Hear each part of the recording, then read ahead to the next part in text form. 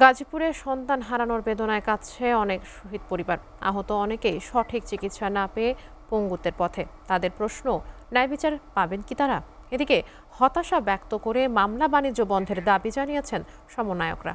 সঠিক তদন্তের মাধ্যমে আসামিদেরকে গ্রেফতার করা হচ্ছে, এমনটা বলছে পুলিশ।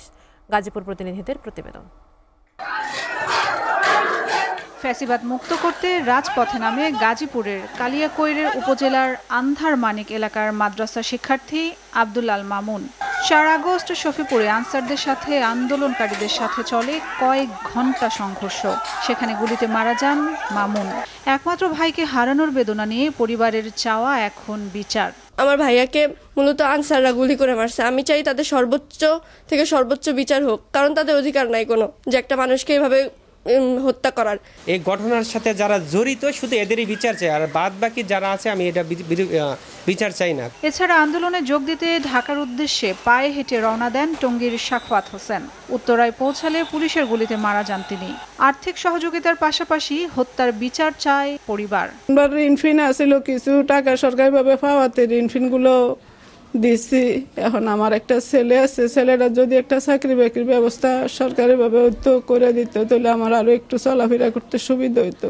শেখ হাসিনা এবং তার সাঙ্গপাঙ্গ যে গুন্ডা বাহিনী ছিল, আমরা সবাই ফাঁসি চাই এবং শেখ হাসিনার পাশে ফাঁসি চাই। প্রকাশ্যে দিবা লোকে শেখ হাসিনার ফাঁসি হতে হবে।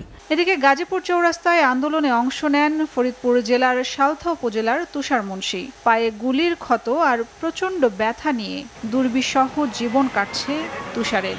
লাখ টাকা বা 1000 টাকা খরচ করে বর্তমানে আমার ট্রিটমেন্ট নেওয়ার সামর্থ্য এখন কিন্তু শেষ হয়ে গেছে। হতাশা ব্যক্ত করে মামলা বাণিজ্য বন্ধের দাবি জানান এই সমন্বয়ক। প্রশাসন এখানে এখনো সেই পরিমাণ তৎপরতা দেখাইতেছে না। 1 বছর হওয়ার পরেও প্রকাশ্যে যারা ফ্যাসিস্ট সরকারের লোকেরা এখনও দেখা যাচ্ছে যে তারা নিজেরাই তাদের দল পরিবর্তন করে হোক অথবা নিজেদের ক্ষমতার প্রভাব বলান খাটিয়ে দেখা যাচ্ছে নিরীহ মানুষদের উপর আবার সেই আগের মতো নাড়াচাড়া দিয়ে উঠতেছে।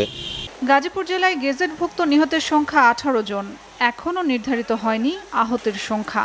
এসব হত্যাকাণ্ডের ঘটনায় জেলায় মামলা হয়েছে 23টি, মহানগরে 8টি, থানায় 45টি। বেশিরভাগ মামলার প্রধান আসামি তৎকালীন স্বৈরশাসক শেখ হাসিনা। এছাড়া আসামি রয়েছে কয়েক হাজার। SATV news desk.